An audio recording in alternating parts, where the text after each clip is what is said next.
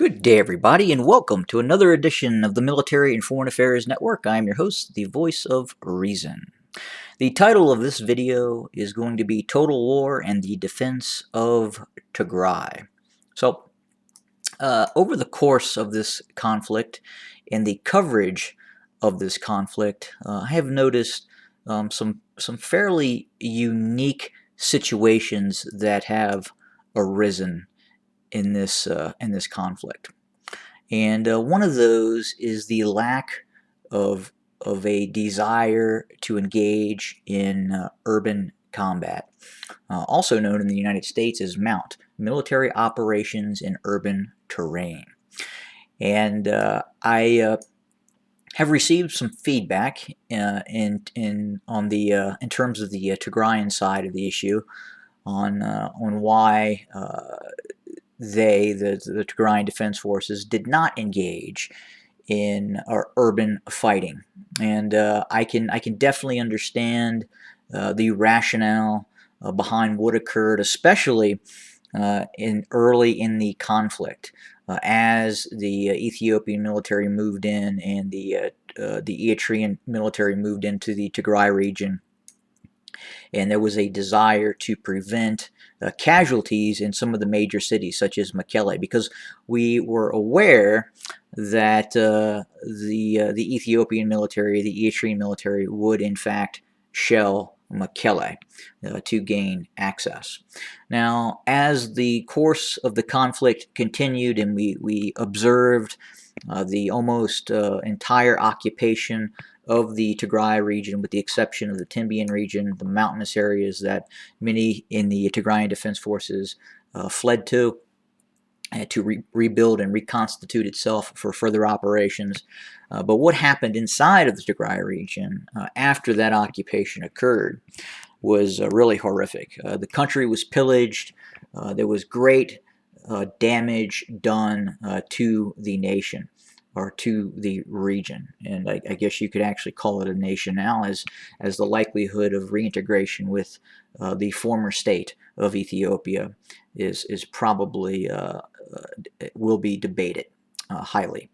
But now we look at the conflict and how it is evolving, and it evolved from an initial conventional invasion of the Tigray region and an unconventional warfare operation that was instituted by the Tigray Defense Forces, which were able to eventually drive out the Ethiopian military, the Amharan paramilitaries, and the Eritrean military. And the Tigrayan Defense Forces were then able to gain enough strength to enter and launch a punitive invasion and create strategic depth inside of the Amhara region, and that's where we sit now. And now we are looking at the possibility, either now or sometime in the future, 6 months, 1 year from now, of a renewed operation by the Eritrean, the Ethiopian military. And now we're hearing that there could be a fairly significant operation by the Ethiopian military in the vicinity of Desse. And I think the rationale of not engaging in urban combat, especially in enemy-occupied areas. Now, again, there's no bias here.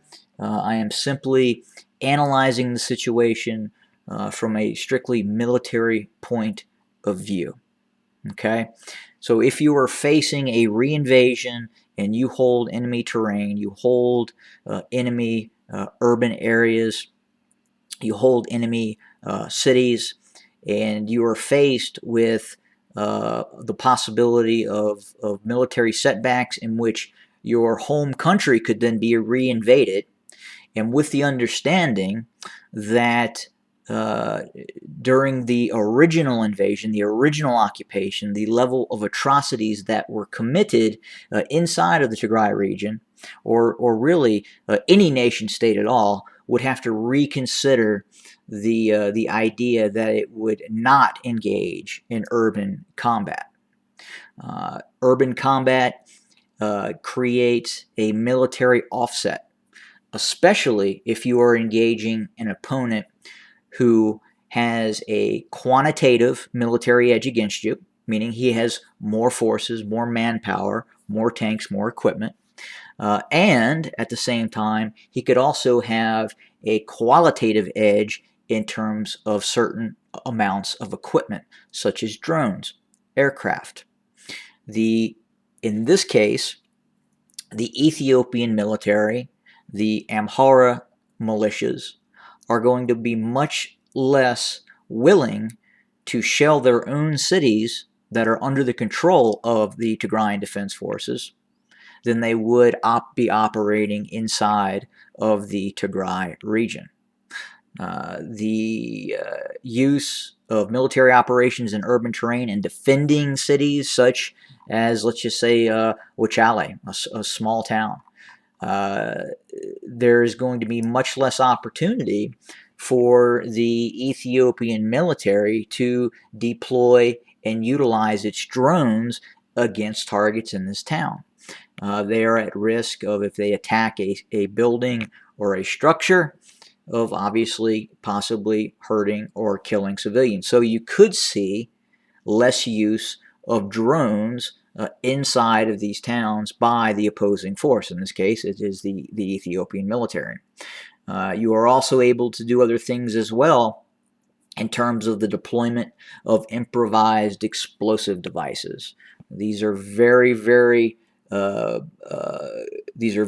well suited for military operations in urban terrain, and that is the improvised explosive device. If you are targeting tanks, if you're utilizing a shaped charge, or even just ordinary explosives, a fragmentation type device against concentrations of enemy forces that may be attacking down a street or roadway in a certain town or village. So again, these types of systems, strategies, tactics must really be deployed if you are facing a enemy that has a possibly a larger force than you, and at the same time is more better equipped than you are as well, in terms of possible aircraft, tanks, artillery, what have you. You have to create a military offset to negate that advantage.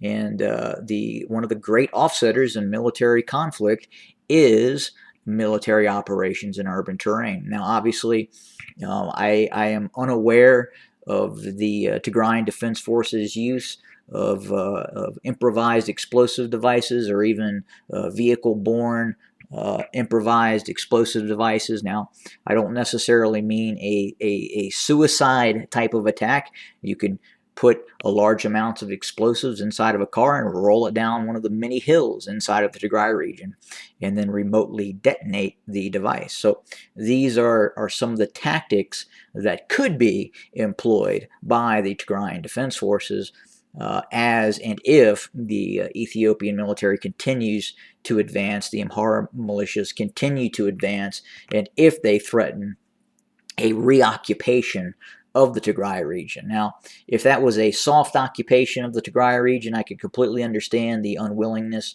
to possibly engage in military operations in urban terrain. However, it was not a soft occupation.